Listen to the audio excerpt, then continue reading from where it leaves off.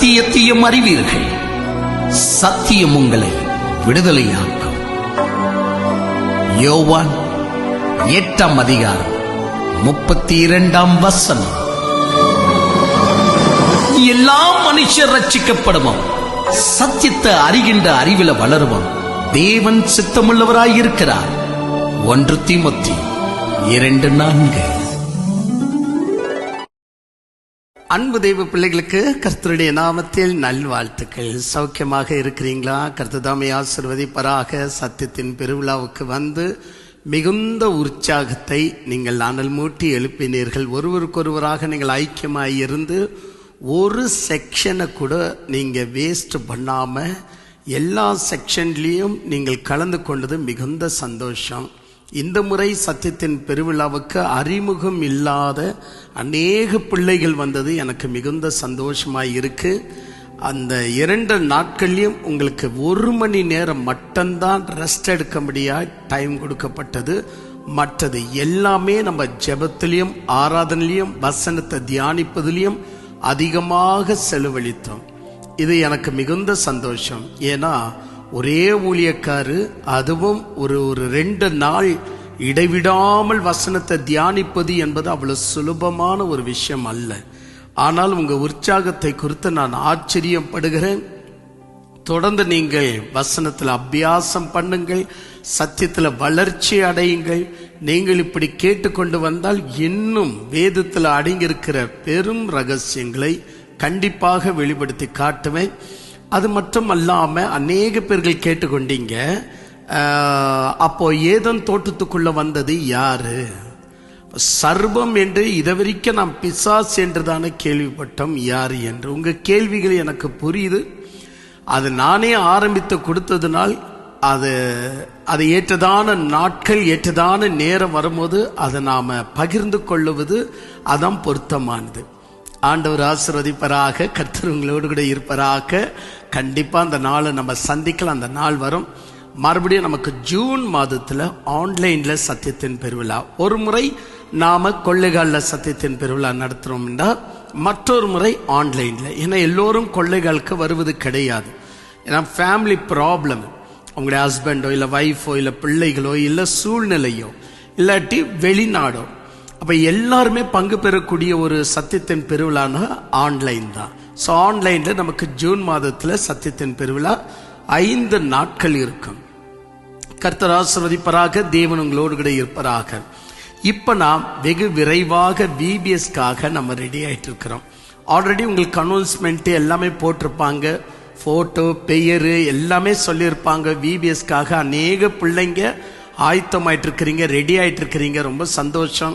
Announcement போட்ட உடனே பிள்ளைங்க போட்டோவை எவ்வளவு வேகமா தேடி நீங்க கொடுத்திருப்பீங்க என்பது நீங்க அனுப்பும் போதே எங்களுக்கு தெரிகிறது. நீங்க எவ்வளவு சந்தோஷமாக இருக்கிறீங்க அப்படின்னு. வாருங்கள், பங்கு பெறுங்கள், கர்த்தருடைய ஆசீர்வாதத்தை பெற்றுக்கொள்ளுங்கள். தேவன் எப்பொழுது உங்களோடு கூட இருப்பராக. நாம் சத்தியத்தை நம்ம எந்த அளவுக்கு நாம் ஆராய்ந்து உள்ள போயிட்டே இருக்கிறோமோ அந்த அளவுக்குத்தான் நாம் விடுதலையை காண முடியும். விடுதலையை காண்பது என்பது ஒரு பக்கம் இருக்கட்டுமே. நமக்கு விடுதலை என்று சொன்ன உடனே எந்த விஷயத்துல சொன்னா விடுதலை கரெக்டா இருக்கும் அப்படின்னு ஒரே நொடி பொழுதுல நம்மளால சொல்ல முடியாது. ஆனால் இன்னொரு விஷயத்தை நம்ம அறிய முடியும். தேவனை அறிகின்ற அறிவுக்குள்ள வளருவீங்க. சத்தியத்தை அறிய அறிய தேவனை அறிகின்ற அறிவுக்குள்ள வளருவீங்க. ஏன்னா நமக்கு எல்லோருமே நம்மளால புரிஞ்சுக்க முடியும். சொந்தங்கள், பந்தங்கள், கூட பிறந்திருக்கிறவங்க, ரத்த சம்பந்தம் இல்லாதவர்கள் ஈஸியா நம்ம எல்லோரையும் புரிஞ்சுக்கலாம். ஆனா நமக்கு உண்மையாகவே நம்ம சுற்றித்தவரை புரிந்து கொள்வதுதான் நமக்கு தூரமாக உள்ளது. அப்போ சுற்றித்தவரை புரிந்து கொள்ளணும்னா கண்ணு நமக்கு உதவாது. ஏன்னா கண்ணில் பார்ப்பது என்னைக்குமே சத்தியமாகாது. அதனால இந்த சத்தியத்தை நாம் அறிவது, தர்மத்தை அறிவது தான் நம்மை சுற்றித்தவரை அறிகின்ற அறிவுக்குள்ள நிறைவாக போக முடியும். அதனால இந்த சத்தியத்தையும் அறிவீர்கள், சத்தியம் உங்களை விடுதலையாக்கும், சத்தியத்தையும் அறிவீர்கள், சத்தியம் உங்களை விடுதலையாக்கும். விடுதலை விடுதலை விடுதலை. இந்த வெறும் விடுதலையை மட்டும் ஒரு வார்த்தையில சொல்ல முடியாமல் இருப்பதனால் அது கொஞ்சம் நிற்பாற்ற. விடுதலை எப்படியோ வரும், ஆனா தேவனை அறிகின்ற அறிவு, நம்மை சுற்றித்தவரை நாம் புரிந்து கொள்ளும்படியாக முன் போகிறோம். இரண்டாவது என்ன அப்படின்னா, சத்தியத்தை அறிய அறிய உங்களுக்குள்ள ஜீவன் பெருக ஆரம்பிக்கும். இதுதான் மிக மிக முக்கியமானது. உங்களுக்குள்ள ஜீவன் பெருக ஆரம்பிக்க, இல்லாட்டி நீங்க ஜீவனற்றவர்களா போவீங்க. யோவான் எழுதிய புஸ்தகம் 3ஆம் அதிகாரம் 6ஆம் வசனம், ஒருவன் ஆவியில பிறவாவிட்டால் தேவனுடைய ராஜ்யத்தில் பிரவேசிக்க முடியாது. நீங்கள் இந்த சத்தியத்தின் பெருவிழாவில் ஆவியில பிறக்கிற ஒரு மாம்பெரிய ரகசியத்தை அறிந்து நிறைய பேர் பூரிப்பான சந்தோஷத்தோடு கூட அதை அறிவித்துக் கொண்டீர்கள். சிலர்கள் அந்த வசனத்தை கேட்ட பின்பு ஐயா உங்க காலுக்கு விழுறான் அப்படின்னு சொன்னது நான் அங்கீகரிக்கிறதுல அது வேற விஷயம். அதுபோல எத்தனையோ இழிவுகளையும் மேன்மைகளையும் நான் சந்திச்சிருக்கிறேன், அதை பெருசா எடுத்துக்க மாட்டேன். ஆனா நீங்க எந்த அளவுக்கு வசனத்தை கேட்டிருக்கிறீங்க அதை மட்டும் தான் என்னால் உணர முடிகிறது. கர்த்தர் அவ்விதமாகவே ஆசீர்வதிப்பராக. தொடர்ந்து நாம் சத்தியத்தின் மீது மனமுள்ளவர்களாக செல்ல வேண்டியது அவசியம். நம்ம பிளேட்ல நம்ம சாப்பிட்றோம் இல்லையா, ஒரு கொஞ்சம் கூட வேஸ்ட் பண்ணக்கூடாது அப்படின்னு சொல்றவங்க இருக்கிறாங்க. அது நிறைய பேர் அப்படி சொல்றாங்க, நல்ல புத்தி, ஏன்னா அது வேஸ்ட் பண்ணக்கூடாது அப்படின்னு. எனக்கு தெரிஞ்ச மாதிரி வேஸ்ட் பண்ண என்ன எடுப்பது, என்னுடைய தாட்ஸ் அதுதான். நம்ம எல்லாருமே பெரியவங்க எல்லாம் சொல்றாங்க, ஒரு ஒரு ஒரு ஒரு ஒரு சொட்டு சாப்பாடுக்கு எவ்வளவு கஷ்டப்படுறேன்னு தெரியுமா. நிறுத்துப்பா, என்னத கஷ்டப்படுறது என்ன உலகத்துல நீ ஒருத்தன் தானா? கஷ்டப்பட்டு சாப்பாடு தான் நீ சாப்பிட்டுன்னு இருக்கிறியா? இதெல்லாம் என்னால ஒத்துக்கொள்ள முடிகிறதுல. எல்லோரும் தான் கஷ்டப்படுறோம், எல்லோரும் தான் ஒரு சின்ன பணத்துக்காகவும் சாப்பாடுக்கு எல்லாரும் கஷ்டப்படுறோம். ஆனா விஷயம் என்னன்னு சொன்னா, ஐயோ அதை வேஸ்ட் பண்ணிடாத. சாப்பிடும் போது என்னைக்குமே சாப்பாடு வேஸ்ட் ஆகுது, அது சகஜம். அது வேஸ்ட் ஆகக்கூடாதுன்னு என் உடலை கெடுத்துக்க எனக்கு இஷ்டம் இல்லை. இதான் நீங்க திங்க் பண்ண வேண்டியது. ஒண்ணு, சாப்பிடுறதுக்கு முன்னாடியே சொல்லிடணும், எனக்கு இவ்வளவு சாப்பாடு வேண்டாம், என்னால் இதை சாப்பிட முடியாது, கொஞ்சம் போடுங்க, சாப்பிட்டு பார்க்கிறேன், ஒருவேளை எனக்கு ஒத்து வருதான் நான் பார்க்கிறேன் அப்படின்னு என்றுதான் நீங்கள் விலகி இருக்கணுமே ஒழிய இதுதான் வேஸ்ட் பண்ணக்கூடாதுன்னு நான் சொல்றேன். ஆனா சில நேரங்களில் நம்ம சாப்பாடை வேஸ்ட் பண்ணுகிறோம் அப்படின்னா ரொம்ப நல்லதுன்னு நான் சொல்றேன். ஆமாங்க, மிக மிக நல்லது. எல்லார் வீட்டில் வந்துட்டு விலை கொடுத்த நாய்களை தான் நீங்க வளர்த்துன்னு இருக்கிறீங்க. அந்த நாய்களுக்கு வேற ஒரு ஃபுட்டை நீங்க ப்ரொவைட் பண்றீங்க. ஆனா உண்மையிலேயே உங்களை காக்குறது யாருன்னா தெரு நாய் தான். இந்த தெரு நாய்களுக்கு எங்க இருந்து சாப்பாடு கிடைக்கும்? அநேக நேரங்களில் நம்முடைய வேஸ்ட் சாப்பாடு எங்க போறதுன்னு நினைக்கிறீங்க. வேஸ்ட் என்னைக்குமே வேஸ்ட் அல்லவே அல்லங்க. அது கண்டிப்பா ஒரு பறவைகளுக்கோ பட்சிகளுக்கோ இல்ல பிராணிகளுக்கோ அந்த சாப்பாடை நம்ம கொடுத்தே தீரணும். அதனால சாப்பாடு வேஸ்ட் அது வெறும் அந்த போக்கஸ்லயே பேசிட்டு இருக்க கூடாது. அப்ப ரெண்டாவது என்ன அப்படின்னு சொன்னா, நம்ம பிளேட்ல போட்ட சாப்பாடை நம்ம ஒரு வேளை வந்துட்டு எனக்கு பிடிக்கல, இப்ப என்னால சாப்பிட முடியல, எனக்கு கொம்ட்டுது, எனக்கு முடியல அப்படின்னு சொல்லும் போது அதை எடுத்து வைக்கிறதுனால் மற்ற ஜீவிகளுக்கு அது பிரயோஜனமாகுது. அப்கோர்ஸ் அது குப்பில கொட்டுறன்னு சொன்னாலும் மற்ற ஜீவிகளுக்கு அது பிரயோஜனமாகுது. சரி, அது ஒரு பக்கம் வச்சுக்கங்க. நீ அடுத்தது என்ன அப்படின்னு சொன்னா, நாம சாப்பிடுறோம், ஆனா அந்த சாப்பிடுற சாப்பாடை நம்ம என்ன பண்றோம் அப்படின்னா வேஸ்ட் பண்றத மட்டும்தான் மனசுல வைக்கிறோம். ஐயோ சாப்பாடு வேஸ்ட் ஆகுது, ஐயோ தண்ணி வேஸ்ட் ஆகுது. சும்மா தண்ணியை ஆன் பண்ணிட்டு எங்கேயோ கவனிச்சுட்டு இருந்தா தண்ணி வேஸ்ட் ஆகுதுன்னு சொல்லலாம். ஆனா துவைக்கிற சாமானத்துக்கு கூட தண்ணி இவ்வளவு தான் கொடுப்பா, அதுலயே நீ துவைச்சு எடுக்கணும் துணின்னு சொன்னா அது எவ்வளவு பெரிய அடாவடி தன்மை இல்ல? தண்ணி என்பது எது வேஸ்ட்ன்னு சொல்ற? அது போல நிறைய நான் தமிழ்நாட்டில் நிறைய பேர் பேசுகிறதெல்லாம் நான் பார்த்துருக்கிறேன். தண்ணி வேஸ்ட் பண்ணாத, சோறு கூட வேஸ்ட் பண்ண, பிள்ளைங்களை ஸ்கேல்ல அடிக்கிறது. எதுக்கு வேஸ்ட் பண்ற? சாப்பிடுன்னு. இதை வேஸ்ட் பண்ணக்கூடாதுன்னு அவனுடைய உடலையும் அவனுடைய உயிரையும் வேஸ்ட் பண்ணின்னு இருப்பாங்க. அதனால பிள்ளைங்களை முதலே கேட்டோம்னா, இது உனக்கு பிடிக்குமாப்பா, சாப்பிட்டு பாரு, பிடிக்கும்னா இன்னும் கொஞ்சம் போட்டுக்க, அம்மா நான் போடக்கூடாது, உன் இஷ்டமா நீ போட்டுக்க அப்படின்ற உரிமைய, அப்படின்ற பக்குவத்தை உங்க பிள்ளைங்களுக்கு வளர்த்தி கொடுக்கணும். நான் போட்டதை தான் நீ சாப்பிடணும் அப்படின்ற சட்டத்தை வைக்கிறதுனால தான் சலிப்பு அதிகமாக உண்டாகுது. சரி விடுங்க, இதை பற்றி பேசுவது இப்ப என்னுடைய நோக்கம் அல்ல. அதுபோல வேஸ்ட்னு பிளேட்ல போட்டிருக்கிற சாப்பாடு வேஸ்ட்ன்றோம். ஆனா நீ சம்பாதனை உன் பிள்ளை வேஸ்ட் பண்ணிருந்தான். நீ சேர்த்து வச்ச சொத்துங்களை அவன் வருங்காலத்துக்கு வேஸ்ட் பண்றான். அது எவ்வளவு பெரிய வேஸ்ட். குடிச்சு வேஸ்ட் பண்றான், சேராதவங்களோடு கூட சேர்ந்து வேஸ்ட் பண்றான். இது எப்படி பயன்படுத்தணும், அதை எப்படி பயன்படுத்தணும் தெரியாம வேஸ்ட் பண்றான். முக்கியமான வேஸ்ட் சொல்றேன் கேளுங்க. நாமோ நமது எல்லா காரியங்களையும் இறைவனுக்கு பயன்படுவதை விட இறைவனுக்கு பயன்படுவதை விட இறைவனுக்கு அல்லாதவைகளுக்கு நீ பயன்படுத்துற பாரு, இது எவ்வளவு பெரிய வேஸ்ட் உனக்கு தெரியலையா? அதனால இந்த சோறு வேஸ்ட் ஆகக்கூடாது, சோறு பார்க்காத. நீ எத்தனையோ விஷயத்துல உன் பிள்ளை வளர்ந்த பிற்பாடு நீ சேர்த்து வைத்ததையும் அவன் வேஸ்ட் பண்ண போறான். அதனால நம்ம என்ன செய்கிறோம் அப்படின்னா, ஒண்ணு நம்ம சாப்பிட்டதை வேஸ்ட்ன்னு நினைக்கிறோம்.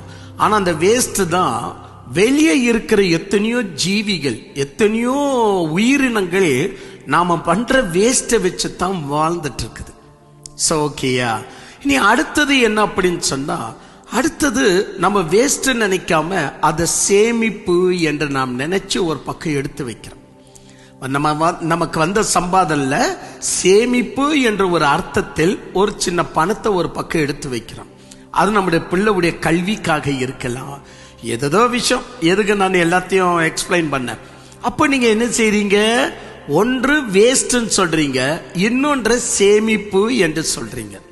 இரண்டுமே என்ன, நீங்க தாராளமாய் பயன்படுத்த முடியாமல் சேமிப்பு என்பதற்கும் ஒரு பக்கம் வைக்கணும். இன்னொன்று என்ன, நீங்கள் வயிறு நிரம்பின பின்பு இது வேஸ்ட், இதற்கு மேல் இந்த துணி போடுது வேண்டாம், இதற்கு மேல் இந்த உணவை நான் சாப்பிட முடியாது அப்படின்னு நினைக்கும் போது என்ன பண்றீங்க, அதற்கு பெயர் வேஸ்ட்ன்னு வைக்கிறீங்க. சரி ஓகே, இது ஒன்றும் வேஸ்ட். ஆனா இதை நம்பிதான் உயிரினங்கள் வெளியே வாழ்ந்து கொண்டிருக்கிறது, அதனால அதுவும் வேஸ்ட் இல்லை. இனி அடுத்தது சேமிப்பு. சேமிப்பு கண்டிப்பாக ஒரு நலன் காரியங்களுக்கு பயன்படுவதனால் சரி, இது சேமிப்பு கூட நல்லதுன்னு வச்சுக்கலாம். இந்த இரண்டையும் நமது வாழ்க்கையில் மாறி மாறி நம்ம செஞ்சுட்டே வரோம். எதற்காக செய்கிறோம்? நல்ல யோசித்து பார்த்தா எதற்காக செய்கிறோம்? இந்த உலகத்தில் நாம் மட்டுமல்ல வாழ்ந்துட்டு இருப்பது. நல்லா கவனிக்கணும், இந்த உலகத்தில் நாம் மட்டுமல்ல வாழ்ந்துட்டு இருப்பது. என்னை பெத்தவங்க என்னோடு கூட வாழ்ந்துட்டு வராங்க. அவங்க என்னை எவ்வளவு பொத்தி பொத்தி வளர்த்திருக்கலாம், அவங்க என்னை எவ்வளவு கவனிச்சு நான் கேட்கறதெல்லாம் அந்த காலத்துல எப்படியெல்லாம் வாங்கி கொடுத்தாங்க, இன்னைக்கு எனக்கு பெத்தவங்களுக்கு என்ன தேவைப்படலாம் அப்படின்னு யோசித்து என்ன செய்றீங்க, உங்களுக்காக மட்டும் வாழாம உங்களுடைய பெத்தவங்களை நினைச்சுக்கிறீங்க, உங்களை கைப்பிடித்தவர்களை நினைத்து வாழ்றீங்க, நீங்க பெத்ததை நினைத்து வாழ்றீங்க, உங்க கூட பிறந்த அண்ணன் தம்பி அக்கா தங்கை எல்லோரையும் நினைத்தவர்களாக நீங்க வாழ்றீங்க. ஓகேயா? அப்ப நம்முடைய வாழ்க்கையை நாமே நிரூபித்துக் கொள்கிறோம். நாம் தனிமையாக இல்லை, நம்மோடு கூட ஒரு பல உறவுகள் நம்மோடு கூட சேர்ந்து இருக்குது, அவங்களுக்கும் சேர்த்துத்தான் நாம் வாழ்ந்து கொண்டிருக்கிறோம். ஓகேயா? கர்த்தர் ஆசீர்வதிப்பாராக. இப்படி நாம் இணைக்கப்பட்ட ஒரு வாழ்க்கையில் சொந்தம் பந்தம் நட்பு எல்லார் மத்தியிலும் நாம இணைக்கப்பட்ட வாழ்க்கையை நாம் வாழ்ந்து கொண்டிருக்கிறோம். அப்படி இருக்கும்போது யார் யாருக்கு என்னென்ன செய்யணுமோ அவைகள் எல்லாம் சரியாக செய்து முடித்து விடுகிறோம். நம்முடைய பெற்றோர்களை யாராவது வந்துட்டு ஒரு அண்ணன் தம்பி யாருமே கூப்பிடாம இருக்கிறாங்க, எப்ப பாரு எங்க அம்மா என் வீட்லயே விழுந்து கிடக்குறாங்க, எப்ப பாரு எங்க அப்பா என் வீட்லயே விழுந்து கிடக்குறாரு, அந்த தம்பிக்காரன் கூப்பிடுறானா பாரு, ஒரு நாளாவது அம்மாவை ஒரு மாசம் வச்சுக்கிறேன்னு கூப்பிடுறானா பாரு. நீ எனக்கு தெரிஞ்ச மாதிரி இந்த தீய எண்ணம் எதற்கு உங்களுக்குள்ள வருதுன்னு எனக்கு தெரியல. இப்பேற்பட்ட ஒரு தீய எண்ணத்துல நான் வளரவே கூடாது. நாம் பெரும்பளவு என்னுடைய பெற்றோர்களை குறித்து என் அண்ணனுக்கோ அவர்களுக்கு சொன்ன விஷயம், தாராளமா என் வீட்டுல விட்டுடு. சோ அவங்களுக்கு இது தேவைப்படுமா, காலையில் நீ எடுத்துட்டு வந்து பிரேக்ஃபாஸ்ட் கொடு, மத்தியானம் நான் பார்த்துக்கிறேன், எல்லாமே நான் பார்த்துக்கிறேன், உன்னால முடிஞ்ச வச்சுக்க, இல்லகட்டி இங்க அனுப்பிடு, ஏன்னா உன்னுடைய ஏரியா வேற என்னுடைய ஏரியா வேற. இப்படிதான் நான் வளர்ந்தன ஒழிய என் வீட்டுல இருக்கிறத நான் பாரம் என்று எண்ணவே இல்லை. சரி, இது ஒரு பக்கம் போயிட்டு விடுங்க. நீ அடுத்தது என்ன அப்படின்னு சொன்னா, பெற்றோர்களை மட்டும் யாராவது கூப்பிடுவாங்களா, கூட்டிட்டு போவாங்களா, தங்கச்சி கூப்பிடுமா, அக்கா கூப்பிடுமா, அண்ணன் கூப்பிடுவானா, அவங்க வீட்டுக்கு போவாங்களா, எப்போ பாரு என் வீட்லயே இருக்கிறாங்களே, இப்படி யோசிக்கிற உங்களுடைய வாழ்க்கையில உங்க பிள்ளைய மட்டும் ஏன் நீங்க அனுப்பி கொடுக்கறதில்ல? ஏன் அனுப்பி கொடுக்கறதில்ல? ஏன்னு சொன்னா உங்க பிள்ளைய உங்க லாபத்திற்காக வளர்க்குறீங்க, அதனாலதான் உங்க பிள்ளைய நீங்க அனுப்புறது இல்ல. ஆனா உங்க பெற்றோர் இடத்துல இருந்து இப்ப லாபம் எதுவுமே இல்லை. இதுதான் நம்முடைய தாட்ஸ் எப்படி இருக்கு பாருங்க. நம்முடைய பிள்ளைங்களை எங்கேயும் அனுப்புறது இல்ல. அனுப்பிட்டா இவன் மனசு அப்படியே சித்தி பக்கமே போயிடுமா, பெரியம்மா வீட்லயே வளர்றதுனால இருந்து, ஆயா வீட்லயே இருக்கிறதுனால இருந்து, ஆயா வீட்டுல அப்படியே இருந்து அவனுடைய மனசு அப்படியே அங்கேயே போயிடுமா? மாமா வீட்லயே இருக்கிறதுனால இருந்து மாமா மேலேயே இவனுக்கு மனசு போயிடுமா? நீங்க எப்படி எல்லாம் யோசிக்கிறீங்க பாருங்க. உங்க லாபத்திற்காக தான் உங்க பிள்ளைய நீங்க வளர்க்கிறீங்க. ஆனா இப்போ வயதான பெற்றோரிடத்துல எந்த லாபமும் இல்லை. அதனால யாராவது கூப்பிடுவாங்களா? அவங்களை அனுப்பி கொடுத்துடலாமா? போமா, ஒரு 3 மாசம் அங்க இரு, 6 மாசம் இரு, நான் சொல்லும் போது வா, திடீர் நீ வந்துடாத. இப்படியெல்லாம் சொன்னவருடைய வார்த்தைகள் எல்லாம் என் காதுல கேள்விப்பட்டிருக்கிற, ஆச்சரியப்படுகிற பெற்றோர்களை குறித்து இவ்வளவு கேவலமான நடத்திய நான் வாழக்கூடாதுன்னு சொல்ல வரேன். அவ்வளவுதான். சரி, என் அன்பு தெய்வ பிள்ளைகளை, அப்ப நம்முடைய பிள்ளைகளை மட்டும் ஏன் அனுப்பி கொடுக்கறதுல நம்ம மேல இருக்கிற அன்பு அவனுக்கு போயிடுமா? இல்ல நம்மை குறித்து அவன் கேவலமா எண்ணிடுவானா? நம்முடைய பிள்ளை நம்மளையே மதிக்காம போயிடுமா? வேண்டாம் வேண்டாம், நம்ம பிள்ளைய நம்ம கண்ணு முன்னாடியே வச்சுக்குவோம், நம்ம கண்ணு முன்னாடியே வச்சுக்குவோம். இதுதான் பொத்தி பொத்தி வளர்க்கிறதுன்னு அர்த்தம். நீ எவ்வளவு உன் பிள்ளைய உன் கண்ணு முன்னாடியே வச்சுக்கணும்னு பாக்குறியோ, ஒரு நாள் நீ நினைக்காதது நடக்கும் போது உன் இதயம் தாங்க முடியாம வெடிஞ்சு போயிடும். உண்மையா சொல்றேன், உன் இதயம் தாங்க முடியாம வெடிஞ்சு போகும். எனவே பிள்ளைகளை என்னைக்குமே நம்ம வெளியே அனுப்பி கொடுக்கறதுல நம்ம கண்ணும் கருத்துமா இருக்கணும். ஒருவேளை அந்த பிள்ளை மாமா வீட்டுல இருக்குன்னு சொல்லுது, சரி அப்படி இருக்கணும்னு உங்க குடும்பத்தை பொறுத்த வரைக்கும் சரியான லைன் இருக்குன்னா விட்டு கொடுங்களேன். ஆய கிட்ட படுத்துக்கிறேன்னு சொல்லுது, விட்டு கொடுங்களேன். நான் பெரியம்மா வீட்டுல தான் இருக்கிறேன்னு சொல்லுது, விட்டு கொடுங்களேன். நான் சித்திக்கிட்ட போறேன்னு சொல்லுது, விட்டு கொடுங்களேன். சரி விடுங்க, நான் எதுக்கு சொல்றது, நீங்களே விட்டு கொடுத்துருப்பீங்க. ஆனால் மிக மிக முக்கியமான விஷயம் என்ன அப்படின்னா, விபிஎஸ்க்கு உங்க பிள்ளைகளை நீங்க அனுப்புறீங்களா? இதான் என்னுடைய கேள்வி. விபிஎஸ்க்கு உங்களுடைய பிள்ளைங்க, இப்போ விபிஎஸ் இப்போ பல இடங்கள்ல நடக்குது. அது என்ன, எல்லா விபிஎஸ்க்கு நீங்க அனுப்புறீங்க எப்படின்னு சொன்னா, அந்த விபிஎஸ்க்கு 10 மணிக்கு உங்க பிள்ளைங்க போது 1 மணிக்கெல்லாம் உங்க பிள்ளைங்க ரிட்டர்ன் வந்துருது வீட்டுக்கு. ஆனா ஜாட்டு சபையில மட்டும்தான் உங்க பிள்ளைகளை நீங்க பேக் பண்ணி நீங்க என்ன செய்றீங்க அப்படின்னா, 4 நாட்கள் 5 நாட்களுக்கு உங்க பிள்ளைய என்னோடு கூட நீங்க விட்டுறீங்க. 5 நாட்கள் உங்களுடைய பிள்ளை இரவும் பகலும் என்னுடன் அந்த தனிமையாக என்ன சொல்லலாம், அது ரொம்ப அருமையான ஒரு பிளேஸ், குளிர்ச்சியான ஒரு பிளேஸ். அந்த பிளேஸ்ல அந்த பிள்ளைங்க, எல்லா பிள்ளைங்களும், உன் பிள்ளை மட்டுமல்ல, எல்லா பிள்ளைகளும் சேர்ந்து சத்தியத்தை கவனிக்கும்படியாக, பெற்றோருங்க நீங்களும் கவனிச்சிருக்கிறீங்க, விபிஎஸ் எப்படி நடக்குதுன்னு பார்த்திருக்கிறீங்க. இது ஜாட்ல மட்டும்தான் மிக மிக அற்புதமாய் நடக்கிற ஒரு விஷயம். வேற எந்த இடத்துலயும் பிள்ளைகளை நைட்டும் பகலும் சேர்த்து வச்சு அவங்களே சோறு போட்டுக்கிட்டு அவங்களே கவனிச்சுக்கின்னு வேற எந்த இடத்துலயும் நடக்காது. அது ரொம்ப கஷ்டம். நடந்தால் ரொம்ப நன்றி, ஆண்டவருக்கு ஸ்தோத்திரம். ஆனா ஜாட்ல மட்டும்தான் 5 நாட்கள் உங்க பிள்ளைகள் இடத்துல இருந்து நீங்க தனிமையாக்கப்படுறீங்க. ஆனா எல்லா வீட்டுக்கும் அனுப்பி தரக்கூடிய மனமுள்ள நீங்க விபிஎஸ் சொன்ன உடனே 10 முறை யோசிக்கிறீங்க பாருங்க. இதான் நான் யோசிக்க வேண்டியதா இருக்கு. 10 முறை 15 முறை என் பிள்ளை அங்க இருப்பானா? அவன் ஒண்டியா இருக்க மாட்டான் பிரதர். அவன் அப்படிதான், அவன் ஒண்டியாவே இருக்க மாட்டான். வளர்த்துக்க நான் ஒன்னையும் சொல்ல மாட்டேன். இந்த உலகம் என்பது உன்னை பார்த்து உனக்கு முத்தமிட்டு, நீ எங்க இருக்கிறியோ அந்த இடத்துல பூகம்பம் வராதபடி, நீ எங்க இருக்கிறியோ அங்க சுனாமி வராதபடி, நீ எங்க இருக்கிறியோ அங்க ஆக்சிடென்டே நடக்காதபடி, நீ எங்க இருக்கிறியோ அங்க கொரோனாவே வராதபடி, இப்படியெல்லாம் உலகம் கிடையாது. நீ தப்பித்து ஓடன ராஜா. கொரோனா உன் வீட்டுக்கு வரும், நீ தான் ஜாகிரதையா காத்துக்கொள்ளணும். சுனாமி உன்னெடுத்துக்க வரணும் ராஜா, நீ தான் தப்பித்து ஓடணும். பூகம்பம் உன் இடத்துக்கு வரும், நீ தான் தப்பித்து ஓடணுமே ஒழிய, இவன் இருக்கிற வட்டாரம், இவன் பிள்ளைய ரொம்ப நேசிக்கிறான், பிரிய மாட்டாங்களாம 2 பேரு, அதனால இவங்களுக்கு கொரோனா வேண்டாம், அப்பாவுக்கு கொரோனா வேண்டாம், பிள்ளைக்கும் கொரோனா வேண்டாம், அப்பாவுக்கும் சுனாமி வேண்டாம், இவங்களுக்கும் சுனாமி வேண்டாம். என்னங்க, சுனாமி வந்த நேரத்துல நான் அப்படியே சாட்சி கேள்விப்பட்டங்க. ஆல் நைட் பிரேயர் முடித்து பாருங்க. ஆல் நைட் பிரேயர்னா என்ன சும்மாவா? நைட்டெல்லாம் இறைவன்கிட்ட ஜெபம் பண்ணி இருக்கிறாங்க. நைட்டெல்லாம் இறைவன்கிட்ட ஜெபம் பண்ணி விடியற் காலையில் அந்த ஜெபம் முடியுதுங்க. சுனாமி அந்த சர்ச்சில் இந்த பாதி பேர் அப்படியே சுனாமியில போயிட்டாங்க. எத்தனை முறை நான் பிரசங்கத்தில் இதை நான் சொல்லி இருக்கிறேன். நைட்டெல்லாம் ஜெபம் பண்ணி இருக்கிறாங்க. ஜெபம் முடிஞ்சு வீட்டுக்கு போற நேரத்தில் அந்த விடியற் காலையில சுனாமி வந்ததுன்னா சர்ச்சில் கொஞ்சம் பேர் தப்பித்து கொண்டாங்க. மீதி பேர்கள் தண்ணி இழுத்து கொண்டு போனது முடிஞ்சு போச்சு. அவ்வளவுதான். பிறகு இங்க மட்டுமல்ல, நாகப்பட்டினத்துல எத்தனை சர்ச்சுடைய சுவரெல்லாம் இடைந்து அது மேல எழுதி இருக்கிறாங்க, உன் நம்பிக்கை வீண் போகாது, கர்த்தர் உன் மெய்ப்பராய் இருக்கிறார். சுவரெல்லாம் இடிந்து போயிருக்கு, மக்கள் எல்லாம் சுனாமியில போயிட்டாங்க. நீங்க என்ன நினைக்கிறீங்க? ஆண்டவன் உங்களை வேலி அடைத்து பாதுகாத்துக் கொள்ளுவான். கரெக்ட், கடவுள் வேலி அடைத்து பாதுகாத்துக் கொள்ளுகிறார், உண்மைதான். இங்க ஆன்லைன் பிரேயரே இல்லாத பிள்ளைங்க உயிரோடு இருக்கிறாங்க. ஆன்லைன் பிரேயர்ல பங்கு பெற்ற பிள்ளைங்க சுனாமியில போயிட்டாங்க. மற்ற பிள்ளைங்களும் போன மாதிரி இவங்களும் போயிட்டாங்க.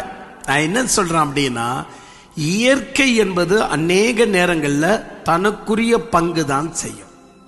இயற்கை என்பது தனக்குரிய பங்கு தான் செஞ்சுன்னு போயிட்டே இருக்கும். அப்ப நான் என்ன சொல்ல வரேன் அப்படின்னா, நாம எதற்கும் ரெடியா இருக்கணும். உதாரணமாக இறைவன் என்னெல்லாம் சொன்னார், ஜனத்திற்கு விரோதமா ஜனம் எழும்போ, அப்ப நீ அதற்கு ரெடியா இருக்கணும். அதை விட்டுட்டு ஐயோ எனக்கு பயம், யாருமே எழும்ப கூடாது, ஆண்டவரே யாருமே எழும்ப கூடாது. நோ, இறைவனுடைய வசனம் நிறைவேறணும்னா ஜனத்துக்கு விரோதமா ஜனம் எழும்ப வேண்டியது அவசியம். ராஜ்யத்திற்கு விரோதமா ராஜ்யம் எழும்ப வேண்டியது அவசியம். கொள்ள நோய்கள் வர வேண்டியது அவசியம். மகா பெரிய பூகம்பங்கள் வர வேண்டியது அவசியம். சமுதிரத்தில் அலைகள் எழும்ப வேண்டியது அவசியம். வானத்தில் அதிசயங்கள் நடக்கிறது அவசியம். இதெல்லாம் ஆண்டவர் தன் வருகையின் ஒரு முன்குறிப்பாக இறைவன் சொல்லிட்டார். இதெல்லாம் அவசியம். நீங்க அதை விட்டுட்டு எதுவுமே வரக்கூடாது, எதுவுமே வரக்கூடாது, எதுவுமே வரக்கூடாது நீ ஜெபம் பண்ணு. ஆண்டவர் எதை பாதுகாக்கணும், எதை பாதுகாத்து எப்படி வைக்கணும் என்பது இறைவனுக்கு தெரியும். ஆனா நமக்கு ஆண்டவர் என்ன சொல்லிருக்கிறார், ஒரு பட்டணத்துல உன்னை துன்புறுத்தினால் இன்னொரு பட்டணத்துக்கு போன்னு சொல்லல. இங்க ஒரு ஆபத்து இருக்குன்னு சொன்னா இன்னொரு இடத்துக்கு நகர்ந்து போன்னு இறைவன் சொல்லி இருக்கிறார். உன் மேலங்கே யாராவது கழிட்ட வந்தா அவன் தான் துஷ்டன் தெரியுமே, அவனுக்கு உள்ளங்கே கூட கொடுத்துருன்னு சொல்றார். அப்ப இதெல்லாம் உங்களுக்கு புரியலையா?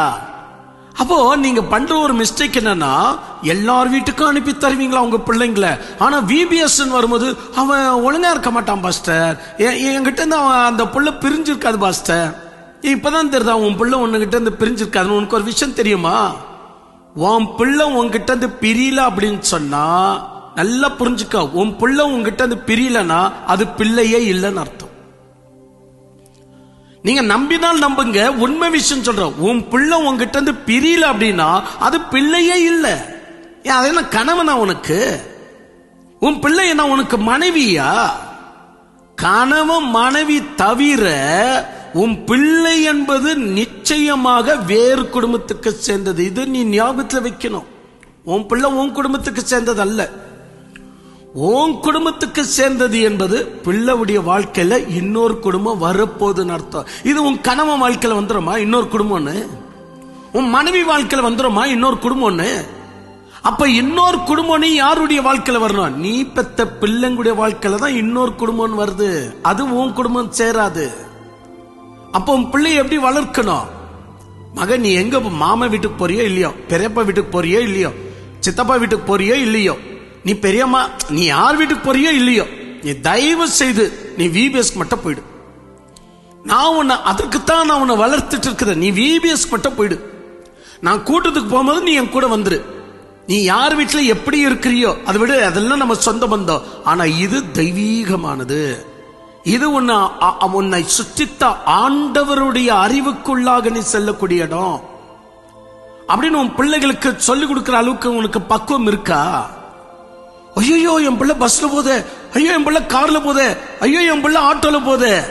ஒரு நாள் இதை விட நீ என்ன சொல்லலாம், இதை விட நீ மனசு ஒடிஞ்சு போற நாள் வரப்போகுது. நான் உன்னை சபிக்கல, இப்பவே உன்னை ரெடி பண்றேன். உன் பிள்ளைய எங்க அனுப்புறியோ இல்லையோ VBSக்கு அனுப்பி கொடுக்கிற பழக்கத்தை நீ ஏற்படுத்திக் கொள்ளணும். பெற்றோர்களுக்கு சொல்லின்னு இருக்கிற பிள்ளைங்களை இழுத்து பிடிக்க கூடாது. அதே நேரத்தில் உன் பிள்ளை VBS போதுன்னா நீயும் கூட வரக்கூடாது. தப்பு, நீ வராத நீ. ஆனா என் பிள்ளை பிரிஞ்சு இருக்கிறதுல எனக்கு தெரிந்த மட்டில VBSக்கு பிள்ளைங்க வந்துட்டா உன் பிள்ளைய கொண்டு ஊட்டின்னு இருக்குது, உன் பிள்ளைக்கு கொண்டு தலைவாரி விடுவது, உன் பிள்ளைக்கு எண்ணெய் போட்டு விடுதுன்னா இன்னொரு பிள்ளை தனியா வந்திருக்கு, அந்த பிள்ளைக்கு யார் செய்வா? அப்ப நாங்க எவ்வளவு எல்லா பிள்ளைகளையும் எங்க பிள்ளைகளை போல அரவணைத்துக் கொள்ளுகிறோம். அப்ப அப்ப நம்ம செய்யற தவறு, அதாவது என் பிள்ளை அங்க போதுன்னா நானும் கூட போறேன் சொல்ல முடியுமா?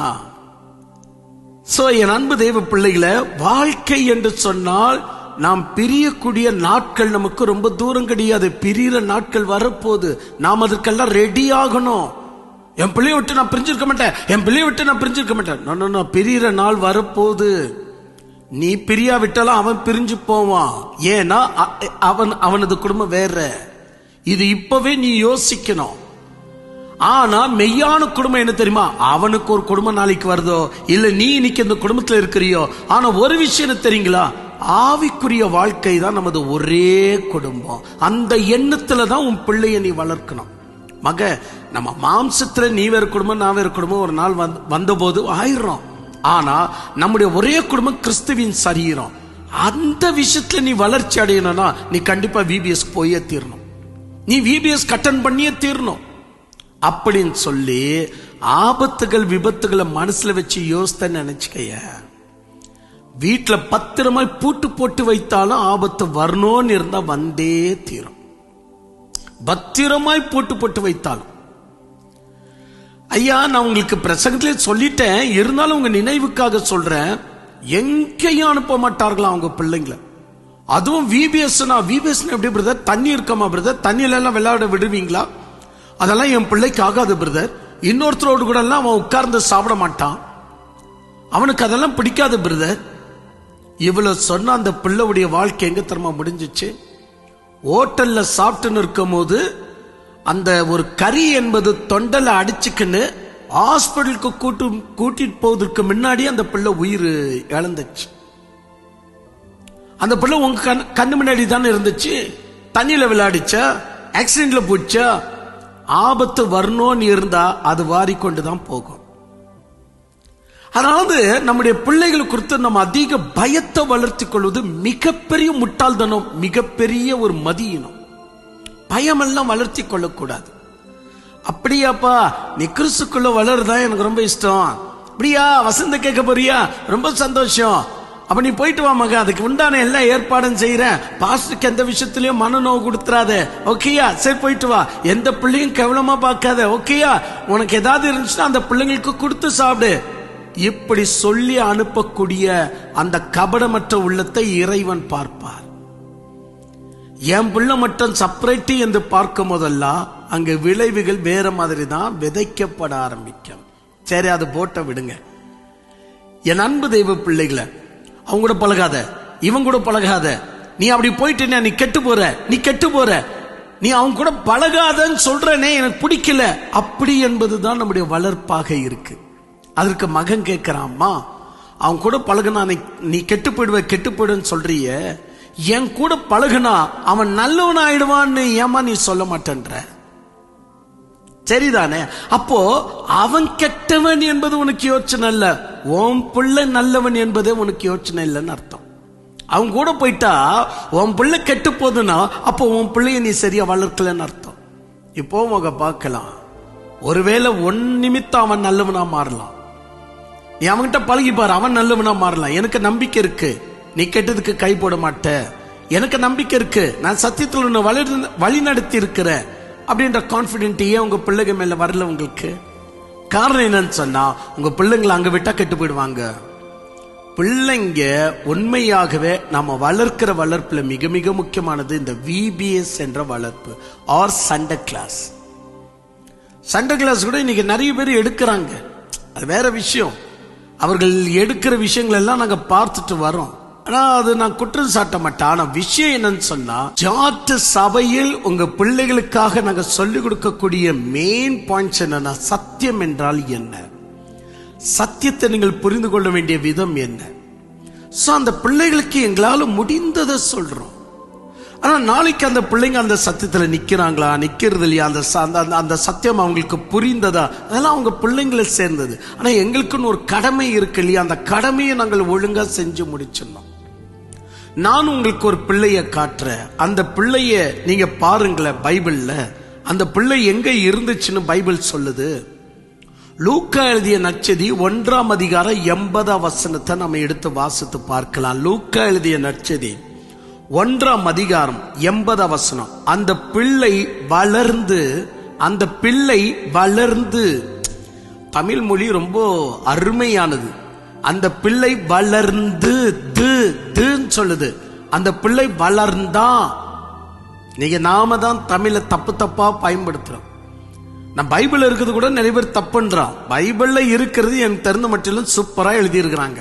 சரி, அது எப்படின்னு சொல்றான் அப்புறமா பார்க்கலாம். அந்த பிள்ளை வளர்ந்து ஆவியிலே பலம் கொண்டு இஸ்ரவேலுக்கு தன்னை காண்பிக்க நாள் வரைக்கும் வனாந்தரங்களிலே இருந்தான். அந்த பிள்ளை வளர்ந்தது ஆரம்பிச்சு வனாந்தரத்திலேயே இருந்தான். தான்ல முடியுது. இது தமிழுடைய அழக அப்புறமா சொல்றேன். சரி, அப்ப நீங்க இந்த வசனத்தை நீங்க கவனிச்சீங்களா? இந்த பிள்ளை வளர்ந்து ஆவில பலம் கொண்டு. ஆவில பலம் கொள்வதெல்லாம் ஆட்டோமேட்டிக் ஆகாது. நிறைய பேர் உங்களுக்கு அப்படி போதிச்சிருப்பாங்க. ஆவில பலம் கொண்டு என்று சொன்னா அப்படியே ஆண்டவர் பலம் படுத்துற, நீ ஜெபத்திலேயே இரு, ஆண்டவர் பலம் படுத்திடுவார். கிடையாது. ஏன்னா அடுத்தது நீங்க ஒவ்வொரு விஷயத்தையும் நீங்கள் பைபிள் இருந்து பார்க்கும் போது விசித்திரமான காரியம். இங்க ஆவில பலம் கொண்டது என்பது பரிசுத்தாவி அல்ல, தன்னாவில பலம் கொள்ளுவது. நம்ம ஆவில பலம் கொள்ளுவதுன்னா என்ன அர்த்தம்? எடுத்த உடனே நம்மளுக்கு ஆவியானவர் தான் ஞாபகம் வருவார். ஆவியில பலம் கொண்டா அப்படின்னா ஆவியானவர் பலம் எடுத்துட்டாரு. நல்ல ஜபம் பண்ணு, ஆண்டவர் நல்ல கனவுகளை கொடுப்பார், நல்ல தரிசனங்கள் கொடுப்பார், உன்னை ஆண்டவர் பரலோகத்துக்கு அழைத்து செல்வார். இப்படி பிள்ளைகளை நம்ம உற்சாகப்படுத்துறோம். தவறான உற்சாகம் அது. அப்படி உற்சாகப்படுத்தவே கூடாது. நம்ம பிள்ளைங்களுக்கு முதல் சத்தியம் புரியணும், வரலாற்றுகள் புரியணும், உண்மை எது என்று புரியணும். முக்கியமாக அறிவுக்கு சம்பந்தப்படக்கூடியவைகள் எவைகள் என்பது புரிய வைக்கணும். இவையெல்லாம் கடந்த பின்புதான் தரிசனங்கள் என்கிற விஷயத்த உங்க பிள்ளைகளை, அது பிசாசால வருகிறதா, தவறான ஆன்மீக சக்தியால வருகிறதா, தெய்வத்தால வருகிறதா என்பதை பிள்ளைங்க பிரிச்சு பார்க்கும். பிள்ளைங்களுக்கு ஃபர்ஸ்ட் நீங்க தெரிய வைக்க வேண்டியது கல்வி. முறையான கல்வி உங்க பிள்ளை தெரிஞ்சு வச்சிருக்கணும். செகண்ட், உங்க பிள்ளை தெரிஞ்சுக்க வேண்டியது உண்மை என்றால் என்னன்னு தெரிஞ்சுக்கணும். தேர்டு, உங்க பிள்ளை புரிஞ்சுக்க வேண்டியது எதெல்லாம் அறிவுக்கு சம்பந்தப்படுகிறது, எதெல்லாம் அறிவற்ற காரியங்கள் என்று. இந்த 3 விஷயத்தை புரிந்தால்தான் உங்களுடைய பிள்ளை இறைவனால் பயன்படுத்தப்பட முடியும். இல்லை என்றால் மனிதர்களோ இல்லாவிட்டால் இந்த உலகத்தில் இருக்கிற தந்திரமான சக்திகள் உங்க பிள்ளைகளை பயன்படுத்தி கொண்டு போயிடும். இறைவன் உங்க பிள்ளைகளை பயன்படுத்தணும்னா இந்த 3 விஷயம் மிக அவசியம். கல்வி கட்டாயமாக அந்த பிள்ளை இடத்துல இருக்கணும். அந்த பிள்ளைக்கு சத்தியம் என்றால் என்னன்னு தெரிஞ்சிருக்கணும். அந்த பிள்ளைக்கு அறிவுக்கு சம்பந்தப்படுற விஷயங்கள் எது, அறிவுக்கு சம்பந்தப்படாத விஷயங்கள் எது என்று கிரகிக்கிற அந்த இதயம் இருக்கணும். இதை நீங்க கற்றுக் கொடுக்காம நேரடியாக என் பிள்ளை வெறும் கல்வியில தான் வளரணும் அப்படின்னு இருந்தா அது நல்லா இருக்காது. சரி, அது போகட்டும். இந்த பிள்ளை ஆவியில பலம் கொண்டது என்று சொல்லப்படுது. அது பரிசுத்தாவி அல்ல, மனிதனுக்குன்னு ஆண்டவர் ஆவியை கொடுத்திருக்கிறார். வாழ்க்கையில ஒரு முறையாவது நீங்க கேட்க வேண்டிய சத்தியம், நமது ஆவியை பயன்படுத்துவது எப்படி என்ற சத்தியத்தை தயவு செய்து கேட்டுருங்க. ஏன் சொன்னா நமது ஆவியில நாம் செய்ய வேண்டியது வேற, பரிசுத்த ஆவியில நாம் செய்ய வேண்டியது வேற என்பதை பிரிச்சு காட்டி இருக்கிற வாழ்க்கையில ஒரு முறையாவது கேட்க வேண்டிய சத்தியம். சரி, வாழ்க்கையில ஒரு முறையாவதுன்னு சொல்றேன், ஆனா உண்மை விஷயம் சாவதற்கு முன்னாடி கேட்க வேண்டிய சத்தியம். அப்பேரிப்பட்ட ஒரு சத்தியம் நமது ஆவியை பயன்படுத்துவது எப்படி. சரி, இது ஒரு பக்கம் இருக்கட்டும். அப்போ யோவான் எந்த ஆவியில பலம் பட்டார்? அந்த பிள்ளை வளர்ந்து ஆவியில பலம் கொண்டு, அவனது ஆவியில தான் அவன் பலம் கொள்ளணும். சரி, அந்த பிள்ளை வளர்ந்து, ஒரு பிள்ளை வளர்ந்து ஆவியில பலம் கொள்ளணும்னா எவ்வளவு வயசா இருக்கலாம்? எனக்கு தெரிந்த மட்டிலும், ஏன்னா நான் சிறு வயதிலிருந்து இருக்கிறேன், எனக்கு தெரிந்த மட்டிலும் ஒரு பிள்ளை வளர்ந்து தன்னாவில பலம் கொள்ள அட்லீஸ்ட் 8 இயர்ஸ் இருக்கணும். ஒருவேளை நீங்க நினைச்சிருக்கலாம், ஐயோ 5 இயர்ஸ் சொல்ல வருவார்னு நினைச்சேன்னு. வெரி குட், நீங்க என்னை விட ரொம்ப ஷார்ப்பா இருக்கிறீங்க. ஒருவேளை 5 இயர்ஸ் உங்களை பொறுத்த வரைக்கும் அது சரியா இருக்கலாம் நான் நினைக்கிறேன். ஆனா என்னை பொறுத்த வரைக்கும் நான் கொஞ்சம் பலவீனம் உள்ளவன். என்னை பொறுத்த வரைக்கும் 8 இயர்ஸ் கரெக்டான இயர்ஸ். 8 வயசுல ஒரு பிள்ளை தன்னாவில பெலங்கொள்ள அதுக்கு உணர்வு வந்துடும். தன்னாவில பெலங்கொள்ள 8 வயசுலயே அந்த பிள்ளைக்கு பக்குவம் வந்துடும். அப்போ இந்த யோவான் ஸ்நானகன் ஜக்காரியா என்ற தன் அப்பாவை பிரிந்து, எலிசபெத் என்று சொல்லக்கூடிய தன் அம்மாவை பிரிந்து வனாந்தரத்துல அன்டில் 30 வயசு வரைக்கும், எந்த வயசுல இருந்து? குறைஞ்சபட்சம் 8 வயசுல இருந்து 30 வயசு வரைக்கும் வனாந்தரத்துக்குள்ளவே வாழ்க்கை நடத்தி விட்டார். அந்த வனாந்தரத்துல அவங்க அப்பா அடிக்கடிக்கு சந்திச்சாரா, சீக்கிரட்டா சந்திச்சாரா, இதெல்லாம் மற்ற செய்தியில நான் கொடுத்திருக்கிறேன். ஏன்னா அவங்க நிறைய ப்ராப்ளம்களை சந்திக்க வேண்டியதாக இருந்தது. அவங்களும் அதே எருசலேம்ல தான் ஒரு காலத்துல இருந்தாங்க. இயேசு கிறிஸ்துக்கும் இவருக்கும் 6 மாசம் டிஃபரெண்ட், அவ்வளவுதான். அப்ப 2 வயசுக்கு உள்பட்ட பிள்ளைங்கள் எல்லாம் சாகணும்னு சொல்லும் போது ஜக்காரியா வீட்டுல இருக்கிற யோவானுக்கு இதே கதி தான் ஏற்கப்பட்டிருக்கணும். பிறகு ஆபேல் முதற்கொண்டு ஜக்காரியாவுடைய ரத்தம் வரைக்கும் இந்த மக்களிடத்துல கணக்கு கேட்கப்படும் என்று இயேசு கிறிஸ்து ஒரு முறை சொன்னாரு. அதுல இந்த ஜக்காரியாவுடைய விஷயம் கூட அதுல அடங்குது. அப்ப இவங்க நிறைய ப்ராப்ளம்களை சந்திச்சிருக்கிறாங்க. அதனாலதான் இந்த பிள்ளை இவங்க என்ன பண்ணிருக்கிறாங்க, வனாந்தரத்துல வச்சே வளர்த்திருக்கிறாங்க. சரி, அது ஒரு பக்கம் இருக்கட்டும். ப்ராப்ளம் எல்லாருடைய வீட்டுக்கும் வருது. சரி, எப்படியும் வனாந்தரத்துல வச்சிருக்கலாம், அடிக்கடிக்கு அப்பா போய் சந்திச்சிருக்கலாம், அம்மா போய் சந்திச்சிருக்கலாம், நல்ல நல்ல புத்திகளை சொல்லி இருக்கலாம். ஆனா 8 வயசு வரைக்கும் இவங்க நல்லா வளர்த்திருக்கிறாங்க. ஆவில பலம் கொண்டிருக்குது இந்த பிள்ளை. ஆனா இந்த பிள்ளை பாருங்க, அம்மா அப்பாவை பிரிஞ்சு 8 வயசுல இருந்து 30 வயசு வரைக்கும் வனாந்தரத்துல வளர்ந்திருக்கிறது என்று சொன்னா எவ்வளவு கொடுமை பாருங்க. அந்த பெற்றோருடைய மனசு என்ன மாதிரி ஒரு மனமா இருந்திருக்கணும். ஆண்டவன் அழைச்சார் என்றால் நாங்க ரெடி என்று சொல்லக்கூடிய அந்த அர்ப்பணிப்பு இருந்தாதான் அந்த பிள்ளைய தெய்வத்துக்கென்று வளர்க்க முடியும். நான் எதுக்கு உங்களுக்கு சொல்றேன் அப்படின்னா, சின்ன VBS அனுப்ப 10 முறை 100 முறை யோசிக்கிறீங்களே, நீங்க எல்லாம் ஆண்டவருக்காக தான் உங்க பிள்ளைங்களை வளர்க்கிறீங்களா? சேஃப் ஜோன்ல பிள்ளைங்களை வளர்க்கிறது என்பது ஆண்டவருடைய திட்டம் அல்ல. சேஃப் ஜோன், அதாவது நல்லபடியா இங்க நல்லா இருக்கு, இங்கதான் நீ மீன் பிடிக்கணும், இங்கெல்லாம் மீன் பிடிக்க போகாது, இங்க எல்லாம் இப்படி போயிடாது, அங்கெல்லாம் அப்படி போயிடாது. ஆண்டவர் பேதுரு குறித்து சொல்றார், பேதுரு நீ அதிக மேன்மையான ஒரு காரியத்தை நீ செய்ய போற, இப்ப நீ வாலிபனாய் இருக்கிற, அதனால இந்த நீயா நடக்கிற ஒரு நாள் வரப்போது, உன்னை கைப்பிடிச்சு நடக்க வேண்டிய நாட்கள் வரப்போது என்று சொல்லிட்டு கீழே ஒரு வசனம் வரும். அவன் எந்த விதத்துல மரணத்தை அனுபவிக்க போறான் என்பதை இறைவன் அதை கண்ணில் பார்த்து அவன் மரணம் தேவனுக்கு பிரியமாய் இருக்கும் என்ற அர்த்தத்துல இறைவன் சொல்றார். நம்ம பிள்ளை நம்மளை விட்டு பிரிஞ்சிடுமா, ஐயோ நம்ம பிள்ளை விட்டு நம்மளை பிரிஞ்சிடுமா, இந்த பயத்துலதான் அநேக நேரங்கள்ல உங்க பிள்ளையை இறைவனுக்கு உருபடியா இல்லாதபடி செய்து விடுகிறீர்கள். இங்க பேதுருவுடைய மரணம் கூட இறைவனுக்கு பிரியமுள்ளதாக இருந்தது. நாமும் மரணம் அடைகிறோம், ஆனா நம்முடைய மரணத்துல இறைவன் பிரீதிப்படுவாரா? ரத்த சாட்சியா மரித்தாதான் இறைவனுக்கு பிரியம் அல்ல. அநேகருடைய மரணத்துல இறைவன் பிரியம் படுகிறார். ஆனா நம்ம பயப்படுகிற பயம் இருக்கு பாருங்க, இந்த வசனத்தை எல்லாம் மறைச்சிடும்.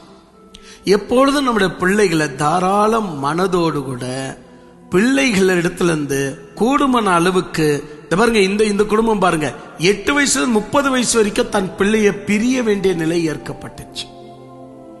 ஆனா அவங்க பிரிவதற்காக ஓகேன்னு சொன்னாங்க. நீங்க என்ன 8 வயசுல 30 வயசு வரைக்கும் அவங்களுடைய பிள்ளைய பிரிய போறீங்க? இல்ல இல்ல. அப்ப ஏன் நீங்கள் அடுத்தடுத்த முயற்சிகளை எடுக்கிறதுல? இப்போ ஒரு உதாரணமாக நான் சொல்லக்கூடிய விஷயங்கள் எல்லாம் நீங்க வீட்டுல பேசுவீர்களா? ஒருவேளை என்னை விட நீங்க அதிகமா பேசுறீங்க, ஓகே. ஆனா உங்க பிள்ளை அதுக்கு செவி சாய்க்குமா? ஒருவேளை உங்க பிள்ளை செவி சாய்க்கலாம், அதுவும் ஓகே. ஆனா நாங்க சொல்லக்கூடிய சூழலோடு கூட நீங்க சொல்ல முடியுமா? தெய்வீகமான பிரசன்னத்தோடு கூட உங்க பிள்ளைக்கு சொல்லிக் கொடுக்க முடியுமா? ஓகே, அதுல கூட நீங்க பாஸ் ஆயிடலாம்.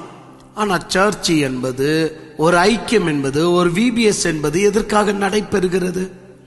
உங்க பிள்ளைகளை மேலும் இன்னும் ஆண்டவர் அண்டையில சேரும்படியாக அல்லவா அவைகள் எல்லாம் உங்க பிள்ளைகளுக்கு உதவுகிறது. ஏனவைதான் VBSக்கு அனுப்பி கொடுக்க வேண்டியது அவசியம்.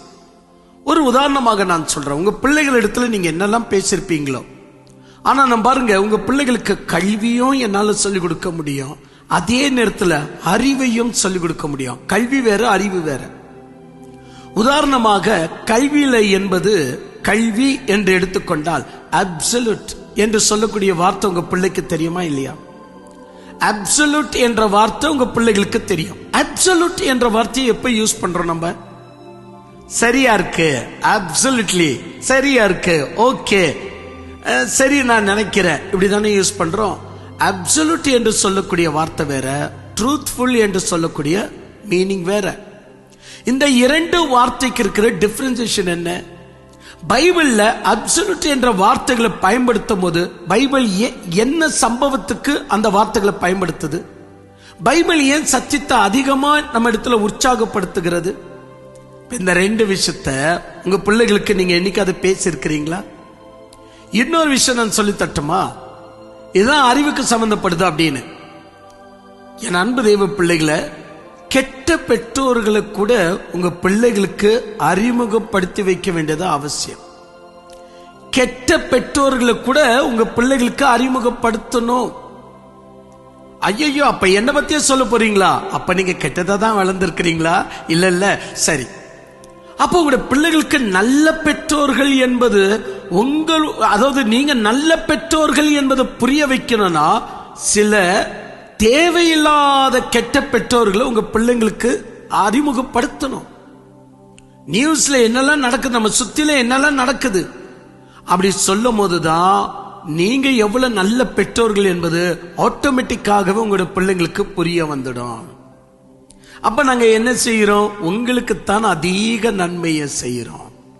கெட்ட பெற்றோர்கள் என்று இன்னொருத்தர் குற்றப்படுத்தி பேச மாட்டோம். ஆல்ரெடி நியூஸ்ல வருதா உங்க பிள்ளைகளுக்கு நாங்க இன்ஃபார்மேஷனா சொல்லி கொடுப்போம். பாரு, இப்படி எல்லாம் நடக்குது, கடவுள் உனக்கு கொடுத்த குடும்பம் பாரு, கடவுள் உனக்கு கொடுத்த தகப்பனை பாரு, கடவுள் உனக்கு கொடுத்த தாயை மதிச்சுக்க, உன் கூட பிறந்த அண்ணன் தம்பி அக்கா தங்கச்சிகளை எப்படி நீ வைத்துக் கொள்ளணும், இப்படி எல்லாம் நாங்க சொல்லி தருவோம். ஏனவேதான் VBSC என்பது ஒரு சாதாரணமான விஷயம் அல்ல, அது ஒரு பொக்கிஷம். அது உங்க பிள்ளைகளுக்கு தேவனிடத்தில் வளரக்கூடிய ஒரு நல்ல பொக்கிஷம் என்று சொல்லலாம். உதாரணமாக நம்ம எத்தனையோ விஷயங்கள்ல பிள்ளைகளோடு கூட பேசுறோம்.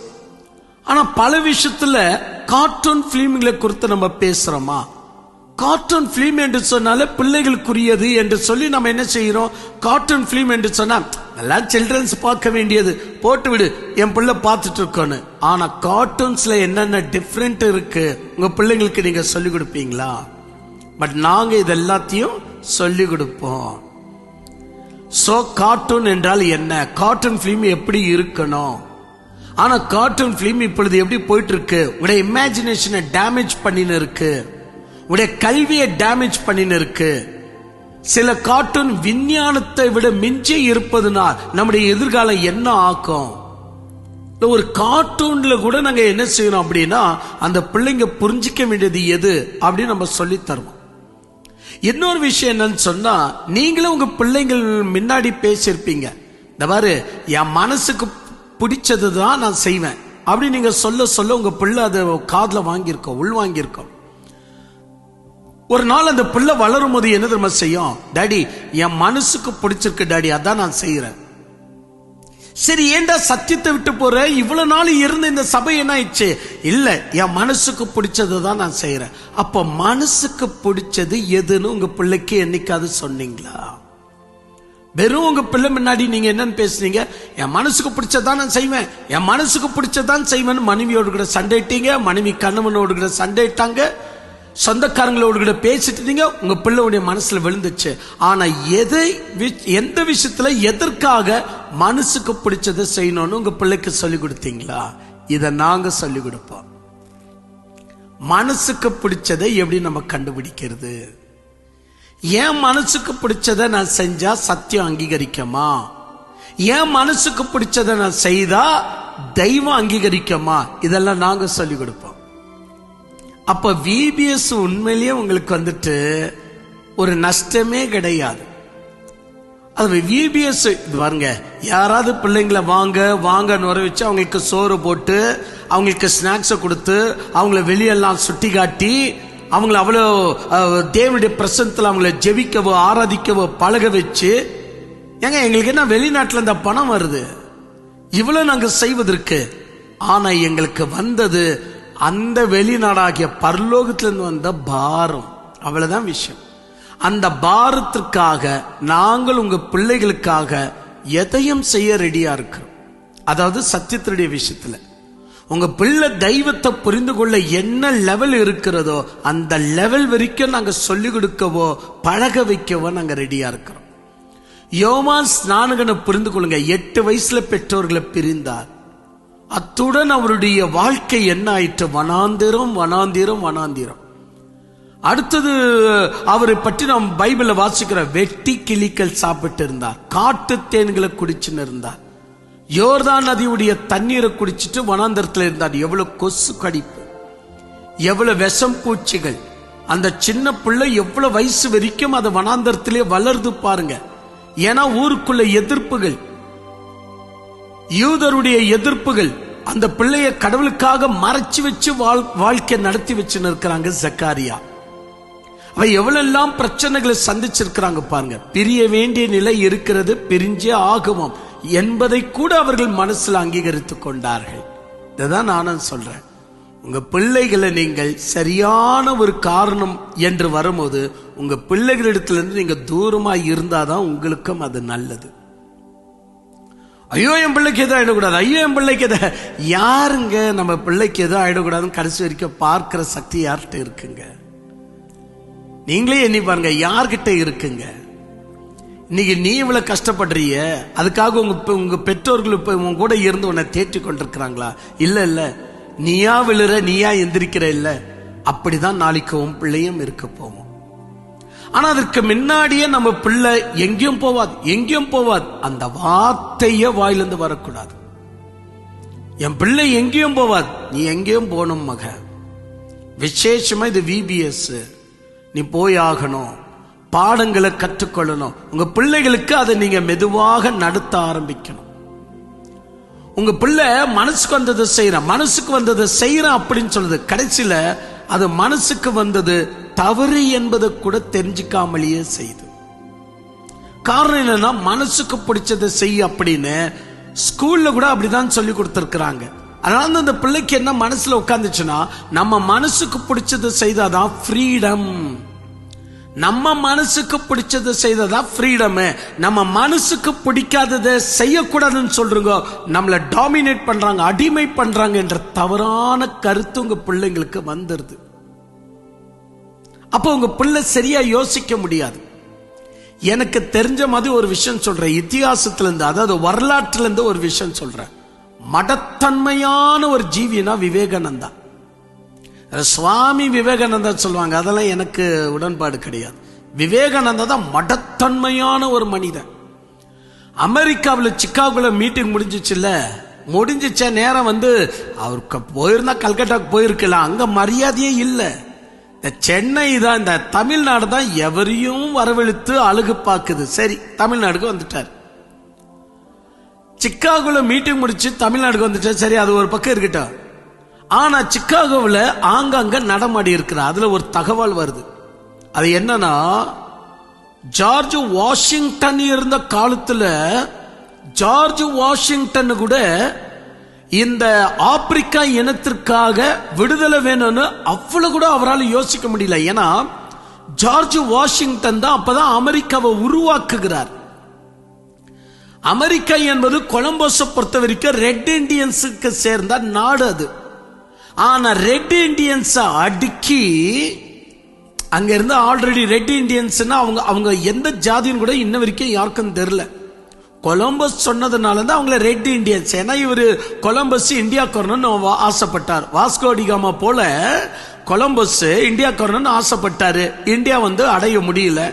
அதனால இவருடைய கப்பல் திசை மாறி அமெரிக்காவுக்கு போயிடுச்சு. அவர் அமெரிக்காவை தான் இந்தியான்னு நினைச்சுக்கிட்டு அங்க இருக்கிறவங்களை இன்னும் இவ்வளவு வெள்ளியா இருக்கிறாங்களே அப்படின்னு நினைச்சிட்டு ரெட் இண்டியன்ஸ் பேரை வச்சுட்டார். இதுதான் ரெட் இண்டியன்ஸ் உலகத்துல கூப்பிட ஆரம்பிக்கிறோம். ஆனா அவங்க எந்த ஜாதி, அவங்களுடைய பாஷை என்ன, இதை வரைக்கும் மர்மமாகவே உள்ளது. அப்பேரிப்பட்ட இடத்துல ஜார்ஜ் வாஷிங்டன் இன்னும் 2-3 பேர் இருக்கிறாங்க. இந்த 2-3 பேருங்களை அமெரிக்காக்காரங்களே யூஸ் பண்றதுல, அது நானும் யூஸ் பண்றதுல. ஜார்ஜ் வாஷிங்டன் மூலியமாக அமெரிக்கா உருவாக்கப்படுது. அப்படி அமெரிக்கா உருவாக்கப்பட்டு அமெரிக்கா சகல விஷயத்துல சமத்துவம் இருக்கணும்னு நடக்க நடக்க இறைவனுடைய அருள் அமெரிக்காவுக்கு அதிக கிடைக்க அப்பதான் அவங்க யோசிக்கிறாங்க, யாரையும் நம்ம அடிமைப்படுத்தக்கூடாது, எவரையும் அடிமைப்படுத்தக்கூடாது. அப்படி நினைச்சு தன் உயிரையே கொடுத்த, அடிமைகளுடைய போராட்டத்தில் கலந்து தன் உயிரையே கொடுத்த மாமனிதன் ஆபிரகாம் லிங்கன். அந்த ஆபிரகாம் லிங்கன் அவ்வளவு உயிரை கொடுத்து செஞ்சிருக்கிறாரு. விவேகானந்தா சொல்றாரு, ஆபிரகாம் லிங்கனுக்கும் விவேகானந்தாக்கும் ஏறக்குறைய 300 வருஷம் டிஃபரெண்ட். 300 வருஷத்துக்கு முன்னாடி போராடி அந்த மனிதனை குறித்து விவேகானந்தா எவ்வளவு மடத்தன்மையா பேசுறாருன்னா, நீங்க அடிமைத்தனத்தை விட்டு வெளியே வந்திருக்க கூடாது. அப்ப இந்தியாவுக்கு இதான் சொல்ல வர்றாருன்னு அர்த்தம். நீங்க அடிமைத்தனத்தை விட்டு வர ரொம்ப அவசரப்பட்டுட்டீங்க. ஏன்னு சொன்னா உங்களுக்கு சாப்பாடு எங்க இருந்து கிடைக்கும்? நீங்க அடிமையா இருந்தா தானே உங்களுடைய எஜமான் உங்களுக்கு சாப்பாடு போடுவான். இந்த வார்த்தையெல்லாம் இத்தியாசத்துல இருக்கிறத படிங்க, வரலாற்றுல இருக்கிறத படிங்க. எவ்வளவு மடத்தன்மையாக இல்லை. நான் எதுக்கு இந்த வார்த்தை சொல்றேன் அப்படின்னா, என் அன்பு தெய்வ பிள்ளைகளை, நாம கடவுள் விஷயத்துல பக்தியா இருக்கிறது வேற, அது வேற. விடுங்க, யாவரும் வேணுமென்றாலும் பக்தியா இருக்கலாம். நிறைய பேர் என்ன தெரியுமா நினைக்கிறாங்க, கடவுள் மேல பக்தியா இருக்கிறது தான் உன்னதமான வாழ்க்கை நினைக்கிறாங்க. நோ, நல்லது எது, கெட்டது எது, அறிவுக்கு சம்பந்தப்படுகிறது எது, சத்தியத்துக்குரியது எது என்று நிதானித்து இருப்பதுதான் மெய்யான பக்தி. ஒளிய கற்பூரத்தை கையில வச்சுன்னு இருக்குது, தலையை கொண்டு போய் முழங்கால துருக்கி வச்சுக்கிறது, கேன்ல பத்தி வச்சுக்கிட்டு ரெடியா இருப்பதெல்லாம் பக்தி ஆகாது.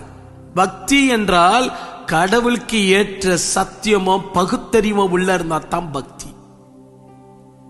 இதெல்லாம் உங்க பிள்ளைக்கு நீ சொல்லி கொடுத்திருக்கிறியா? நான் கேட்கிறேன், பெற்றோர்களாகி உங்களை கேட்கிறேன், உங்க பிள்ளைகளுக்கு நாங்க இதெல்லாம் சொல்லி கொடுப்போம். அப்ப பாத்தீங்களா, விவேகானந்தா இந்த காரியத்தை அவரால் உணர முடிந்ததை உணர முடியல. சரி, இப்படி இருக்க உங்க பிள்ளைகளுக்கு நாங்க இவைகள் எல்லாம் சொல்லி கொடுக்கிறோம்னா, உங்க பிள்ளைய உட்கார வச்சு சாராயத்தை பத்தி பேசுவியா, ட்ரக்ஸை பத்தி பேசுவியா, அதுல எவ்வளவு தீமை இருக்குன்னு உங்களால சொல்ல முடியுமா? சொன்ன ரொம்ப நல்லது, கர்த்தர் ஆசீர்வதிப்பாராக. பட் உங்க பிள்ளைகளுக்கு நாங்க இவையெல்லாம் பயம் பக்தியை வர வைப்போம். சோ ட்ரக்ஸ் ஏன் தொடக்கூடாது? ஒரு பிள்ளைகிட்ட 8ஆம் கிளாஸ் பிள்ளை அப்பா கிட்ட கேட்டுச்சா, பா இந்த உலகத்தை படைத்தது யாரு? அப்பா என்ன பண்ணிருக்கிறாரு, யதார்த்தமா கடவுள் தான் படைச்சார். அப்போ இந்த நம்மளை கடிக்க வருது கொசு, அது யாருப்பா படைச்சது? அது கூட கடவுள் தான். அப்போ நம்மளை கடிக்கணும் தான் படைச்சாரா? அது தெரியாத மகன் எனக்கு. ஆனா கடவுள் படைச்சாரன் தானே நீ ஆரம்பிச்ச. கடவுள் தான் படைச்சார். அப்ப யானையை யார் படைச்சது? கடவுள் தான் படைச்சார். கடவுள் படைச்சா அது கெட்டுதான் நல்லதாப்பா? நல்லதுப்பா. அப்பா அப்போ பூக்களை யார்ப்பா படைச்சது? கடவுள் தான். அப்போ பூ கெட்டுதான் நல்லதாப்பா? நல்லதுதான். பா நம்ம சாப்பிடுறமே தானிய வகைகள், அது யார்ப்பா படைச்சது? கடவுள் தான். அது நல்லதா கெட்டதாப்பா? நல்லதுதான். அப்படியா? பா இந்த இலைய பாரு, இது யார்ப்பா படைச்சது? அப்பா வாங்கி அந்த இலைய பார்க்கிறார், கடவுள் தான். அப்போ இந்த இலைய பார்ப்பா, அவரும் அந்த இலைய பார்க்கிறார், இது யார்ப்பா படைச்சது? கடவுள் தான். இதுக்கு பேரு என்னப்பா? கீரை. கீரையா? சரிப்பா, இந்த இலையுடைய பேர் என்னப்பா? இந்த இலையுடைய பேரு எனக்கு அவ்வளவு தெரியல, ஆனா கடவுள் படைச்சது. பா இதை நான் சாப்பிடலாமாப்பா? கீரை சாப்பிடலாம் மக. பா இது நான் சாப்பிடலாமா? இந்த இலை எதுன்னு தெரியாது, இருந்தாலும் கடவுள் படைச்சது, சாப்பிடலாம். மக அண்ணில இருந்து கடவுள் படைத்ததை இப்ப சாப்பிட்டு இருக்கிறான். இது கீரை, இது ட்ரக்ஸ் இலை. ட்ரக்ஸுக்கு தேவைப்படுற போயில. இவனை பொறுத்த வரைக்கும் இப்ப மனசு எப்படி ஆயிடுச்சுன்னா, கடவுள் எப்படி கெட்டதை படைப்பார்? கடவுளால் கெட்டதை படைக்க முடியாது. பைபிள் அப்படிதான் சொல்லுது. என்னன்னு சொல்லுது பைபிள்? தேவன் தாம் படைத்தவைகள் எல்லாவற்றையும் பார்த்தார், நல்லது என்று கண்டார். தேவன் தான் படைத்த எல்லாவற்றையும் பார்த்தார், நல்லது என்று கண்டார். அப்போ கடவுள் படைத்ததெல்லாம் நல்லதுன்னு இருக்க, இந்த ட்ரக்ஸ் செடி கூட நல்லது தானே என்று இவன் மனசு அதுல போய் சேர்ந்துச்சு. இவன் நாளுக்கு நாள் ட்ரக்ஸுங்களை உண்ண ஆரம்பித்தான். ஓஷோவை சந்திக்க முடியாத ஒரு சாமியார் போறார். ஓஷோவை சந்திக்கிறார். ஓஷோ யாருன்னு உங்களுக்கு தெரியும். ரஜினிஸ் என்று சொல்லக்கூடியது அவருடைய பழைய பெயரு. பின்பு அவர் ஓஷோ என்ற பெயரால் உலகத்துக்கு அறிமுகமான ஒரு நல்ல சிந்திக்கக்கூடிய ஒரு மனிதன், நல்ல சிந்திக்கக்கூடிய மனிதன், அவ்வளவுதான். அதுக்காக சத்தியம் இருக்கு, நல்ல சத்தியம் அவங்களுக்கு கொஞ்சம் கூட இருக்காது, நல்ல சிந்திக்கக்கூடிய மனிதன். ஓஷோ கிட்ட வந்து எங்க இருந்து நாம இருக்கிறோமே, இந்த மைசூரு உன்சூரு போன்றதான அந்த மடிக்கரை அந்த பகுதியில் ஆசிரமத்தை வச்சிருக்கிற ஒரு சாமியார், அவர் பேர் வேண்டாம் நான் நினைக்கிறேன். அவர் போய் ரஜினிஷ் என்று சொல்லக்கூடிய ஓஷோ கிட்ட உட்கார்ந்து இந்த வார்த்தை பேசுறார். ஓஷோவை பார்த்து கேட்கிறாரு, இந்த உலகத்துல இருக்கிறதெல்லாம் கடவுளால தானே படைக்கப்பட்டது, அதனால இந்த சாமியாருங்க ட்ரக்ஸ் எடுக்கிறதுல என்ன தப்பு, கடவுளை தானே நம்ம ஆராதிக்கிறோம். ஓஷோ ஓகேன்றார். அப்ப அவர் கேட்கிறாரு, நீ ஏன் ட்ரக்ஸ் எடுக்கிறது இல்லையான்னு. ஓஷோ சொல்றாரு, அதுல நான் பழகப்படல. ஓஷோ சொல்றாப்ல, நான் அதுல பழகப்படல. அதுக்கு இவர் சொல்றாரு, நான் அதுல ரொம்ப பழகப்பட்டிருக்கிறேன்னு. கூர்கு பகுதியில தான் அந்த சாமியார் இருந்தது. மடிக்கரை, கூர்கு, உன்சூரு நம்ம கிட்ட இருந்து ஒரு என்ன சொல்ல 70 கிலோமீட்டர், அவ்வளவுதான். சோ அப்ப ரஜினிஷ் என்று சொல்லக்கூடிய ஓஷோ சொல்ற, நான் பழகப்படல, உனக்கு விருப்பம் இருந்தா நீ சாப்பிட்டுக்க, இதெல்லாம் கடவுளால் படைக்கப்பட்டது, இது ஒதுக்க கூடாது என்று சொல்லி அதை தேய்த்து அந்த சாமியார் எப்பொழுதும் போதையிலேயே இருப்பார். கர்நாடக மாநிலத்தில் நடந்த ஒரு விஷயத்தை நான் சொல்றேன். அப்போ கடவுள் படைத்தவைகள் எல்லாம் நல்லதா கெட்டதா, கெட்டதுன்னு சொல்லிட்டாலும் தப்பாயிடும். ஏன்னா பைபிள் நல்லதுன்னு சொல்லுது. எல்லாம் நல்லதுன்னு சொன்னாலும் தப்பாயிடும். ஏன்னா போதை பொருளை எப்படி பிரிச்சு காட்டுவது? இதெல்லாம் உன் பிள்ளைகள் இடத்துல நீங்க பேசுறீங்களா நான் கேட்கிறேன். பேசுறீங்களா? நாங்க பேசுவோம். உங்க பிள்ளைகளுக்கு இவைகள் எல்லாம் சொல்லிக் கொடுத்து விழிப்புணர்வை நாங்க உருவாக்குவோம். என் அன்பு தெய்வ பிள்ளைகளை, நான் சந்தோஷமா இருக்கிறேன். VBSக்கு உங்க பிள்ளைகளை அனுப்பி கொடுங்க என்ற விஷயத்தில் நான் மிகுந்த மகிழ்ச்சியாக இருக்கிறேன். உங்க பிள்ளைகளை நீங்க அனுப்பி கொடுக்கணும். உங்க பிள்ளைகளுக்கு நீங்கள் இந்த, அதாவது என்ன சொல்லலாம், சத்தியத்தை அறிகிற அறிவை இந்த வயசுல இருந்த நீங்க கொடுக்கல அப்படின்னா வேற எந்த வயசுல நீங்க கொடுப்பீங்க? குறும்புத்தன்மையான பிள்ளைகள் இருந்தாதான் பெற்றோருங்க கூட வந்தா போதும்.